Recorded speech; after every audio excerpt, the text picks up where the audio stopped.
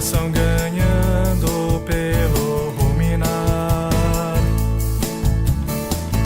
É a melhor maneira de mais desfrutar. Amén, hermanos. Jesús es nuestro Señor. Hoy venimos a rumiar la palabra profética. Vamos a tratar el mensaje número 23 del hermano Pedro, que tiene como título La abominación desoladora. Estamos en el tema general, entonces vendrá el fin, y como lectura bíblica tenemos Mateo 24 del versículo 1 al 25. Bueno, primeramente el hermano Pedro nos hizo una introducción de este mensaje, de lo que se está hablando, ¿no? Que fue cómo Jesús y el por qué Jesús se apartó del templo y se apartó de Jerusalén. Entonces nos mostraba que a finales de los versículos del capítulo 23 de Mateo, Jesús expuso la condición de hipocresía que tenían los fariseos y escribas, y lo que esto hizo fue que ellos conspiraran para matar a Jesús, y esto fue como la gota que rebosó la copa para que Jesús se fuera del pueblo de Jerusalén y del templo, que abandonara este lugar, porque ya Jesús no consideraba esto como la casa de Dios donde íbamos a adorar a Dios, sino que la consideraba casa de hombres, tanto que ahí el hermano Pedro decía que allí los habitantes tenían cámaras en las cuales tenían ídolos, los cuales adoraban. Entonces vemos que en ese entonces tenía una degradación impresionante Jerusalén y el templo, y que allí ya no existía la gloria ni la presencia de Dios. Entonces ahí Jesús tomó la decisión de apartarse. Entonces, antes de continuar con el mensaje, el hermano Pedro hizo un paréntesis en el cual nos mostró dos cosas. La primera fue el principio de Babel, por el cual estaba regido Babilonia y por el cual está regido el sistema de este mundo. Nos mostró que como origen tiene Nimrod, que fue el que impuso la independencia de la civilización de Dios. O sea, que la civilización no tenía dependencia ninguna de Dios. Ahí nos mostró que el hombre mismo creó tres aspectos de su vida en los cuales él tenía el control, que fue el propio sustento, la protección, la seguridad y el entretenimiento. Cosas que el hombre puede hacer y tiene control. Pero también nos mostraba el hermano que hay cosas que no están bajo el control del hombre, que son el clima, el tiempo, las lluvias, las estaciones, todas estas cosas que son naturales, por las cuales el hombre no tiene ningún tipo de control. Entonces, ¿qué hizo el hombre? Para seguir bajo la misma línea de estar independiente total de Dios, fue crear ídolos sobre todas estas cosas. Ídolos los cuales adoraban en favor de ellos. El hombre siempre ha sido egoísta, ¿cierto? Y por no pensar en Dios, ¿cierto?, creaba ídolos los cuales controlaban estas cosas que en teoría ellos no podían tener control. Entonces se hacían ídolos ídolos del sol. El hermano Pedro mostraba que los camioneros, ¿no? Los camioneros, el ídolo de los camioneros, la oración de la protección, cosas así, para tener el control sobre estas cosas y seguir independientes de Dios. Entonces nos mostraba que a día de hoy este principio de Babel perdura, y es por el cual nosotros vivimos. Entonces, en el cual nosotros vivimos ahora mismo, que es el gobierno de este mundo, el gobierno de Satanás, el gobierno de las tinieblas, todas estas cosas. Todo eso es el principio de Babel. Nos decía también que Jesús tiene a la iglesia, que nosotros tenemos a la iglesia, oh Señor Jesús, y que la iglesia tiene un encabezamiento, que la iglesia tiene una dependencia total de Dios, que tiene una dependencia total del cielo, oh Señor Jesús. Entonces, cuando nosotros estamos en el Espíritu, dejamos ese principio de Babel, dejamos Babilonia y entramos en la iglesia, entramos en el reino de los cielos, en la realidad del reino de los cielos, oh Señor Jesús. Ahí el hermano Pedro nos mostraba que este proceso porque hay muchas cosas en nuestra vida que aún representan ese principio de Babel, que es nuestra carne. Hay muchas cosas de nuestra carne que siguen saliendo a flote en nuestra vida. Entonces el hermano Pedro mostraba que Jesús tiene que hacer un proceso de transformación, un proceso de cambio de nuestro ser, de nuestras actitudes, de todas estas cosas que vienen de la carne, del viejo hombre, y que ese proceso solo se puede llevar a cabo si vamos a la palabra. La palabra es el motivo por el cual nosotros vamos a recibir esa transformación, esa santificación, esa purificación, para pasar de Babilonia a la realidad del reino de los cielos, que es la iglesia, oh Señor Jesús.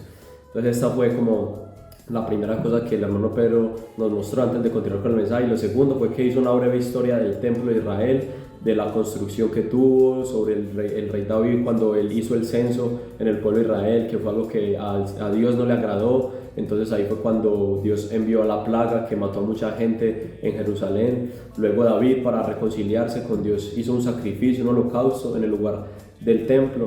Nos mostró que en el lugar donde hizo el templo es el monte de Sión también, el monte Moriah también, en donde Abraham fue a sacrificar a su hijo Isaac. Entonces que tiene, digamos, todo como un hilo.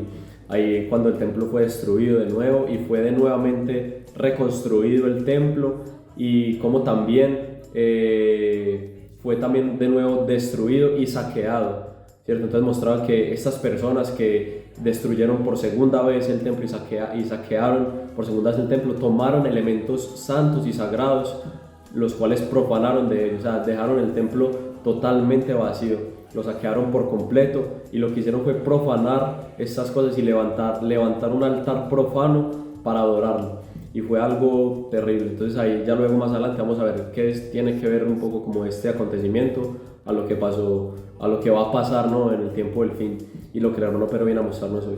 Ahí entonces, continuando con el mensaje, el hermano Pedro nos mostró que cuando el momento en el que Jesús salió del templo de Jerusalén, dice Mateo 24:1, cuando Jesús salió del templo y se iba, se acercaron sus discípulos para mostrarle los edificios del templo. Respondiendo él les dijo: ¿veis todo esto? De cierto os digo que no quedará aquí piedra sobre piedra que no sea derribada. Aquí Jesús les está mostrando que este templo iba a ser destruido por completo. Y fue algo que pasó, el hermano Pérez, ya cronológicamente, pasó 6 años después de que Jesús les dijera esto a los discípulos. Entonces ahí ya luego los discípulos le preguntaban, ¿no?, ahí en Mateo 24, 2, 3 y en adelante dice: y estando sentado en el monte de los olivos, los discípulos ahí estaban contemplando, ¿no?, por última vez en el monte de los olivos. Esa escena es como Jesús con los discípulos ahí contemplando a Jerusalén, el templo. Y estando sentado en el monte de los olivos, los discípulos se acercaron aparte, diciendo: dinos, ¿cuándo serán estas cosas y qué señal habrá en tu venida y del fin del siglo? Respondiendo Jesús les dijo: mirad que nadie os engañe, porque vendrán muchos en mi nombre, diciendo: yo soy el Cristo, y a muchos engañarán, y oiréis de guerras y rumores de guerras. Mirad que no os turbéis, porque es necesario que todo esto acontezca, pero aún no es el fin. Entonces, bueno, el hermano Pedro, antes de continuar, nos mostraba que esta parte que estoy leyendo ahora mismo es la primera parte en la que habla en el contexto de los judíos, que todo va a ocurrir literalmente, ¿cierto? Aquí está hablando de los judíos y muestra que los judíos aún están a las esperas del Mesías. Los judíos no creen en la primera venida que Cristo tuvo acá. Ellos aún creen que va a haber la primera venida de Cristo. Entonces ahí le está hablando, digámoslo así, a los judíos, por decirlo así. Entonces dice: porque se levantará nación contra nación y reino contra reino, y habrá pestes y hambres y territorios en diferentes lugares, y todo esto será principio de dolores. Entonces vemos, hermanos, que esto ahora mismo está aconteciendo en nuestro medio. Ahora mismo vemos guerras, ahora mismo vemos pandemias, estamos percibiendo todas estas cosas que el Señor Jesús les estaba diciendo a los discípulos ahora mismo. Oh Señor Jesús. Entonces ahí más adelante, ¿no?, continuando, dijo que ahí habla un poco más sobre la tribulación, ¿cierto? Y os matarán y seréis aborrecidos en todas las gentes por causa de mi nombre, lo que va a acontecer en la gran tribulación, ¿no? Y más adelante dice que hay una señal, que es la señal primordial, ¿cierto? Es como lo que va a dar ese inicio, ¿no?, que dice: mas el que persevere hasta el fin, este será salvo. En el versículo 13 y en el 14 dice: y será predicado este evangelio del reino en todo el mundo, para testimonio a todas las naciones, y entonces vendrá el fin. Oh Señor Jesús.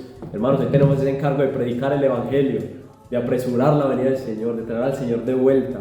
Oh Señor Jesús. Ahí luego dice: por tanto, cuando veáis en el lugar santo la abominación desoladora de que habló el profeta Daniel, el que le entienda. Entonces ahí ya sigue Jesús hablando de lo que va a pasar, que ese va a ser como el inicio de la gran tribulación. Ahí el hermano Pedro mostró unos versículos de Apocalipsis. Entonces, ¿qué va a ser esa abominación desoladora? ¿Qué es eso de la abominación desoladora? Entonces el hermano Pedro mostrará que igual como pasó en la segunda destrucción del templo de Jerusalén, la segunda saqueada del templo de Jerusalén, el templo se va a volver a construir, ¿cierto? En estos tiempos se va a volver a construir, va a haber una persona que va a hacer una alianza entre Jerusalén y entre los musulmanes, y se va a levantar el templo. El hermano Pedro nos mostraba eso. Y justo, ¿cierto? Y va a haber un momento en el que este pacto que va a hacer esta persona, ¿no?, que va a ser el mismo anticristo, que lo va a romper, va a profanar el lugar santo, va a tomar eso mismo que aconteció en la segunda destrucción del pueblo de Israel.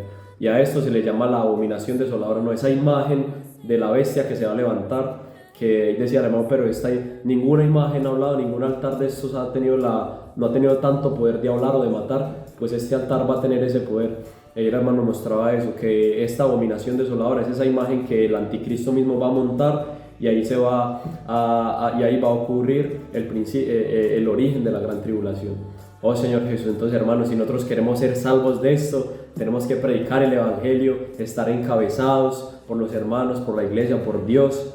Él quiere hacernos salvos, Él quiere hacernos vencedores, y hoy tenemos la oportunidad, hoy tenemos ese privilegio de ser parte de la iglesia, de ser salvos. Así que no se quede sin hacer colportaje, no se quede sin cuidar de las personas, sin todas estas herramientas que Dios mismo está proporcionando en nuestro medio para ser salvos. Oh Señor Jesús, que Dios nos libre y que el Señor los bendiga a todos. Salvação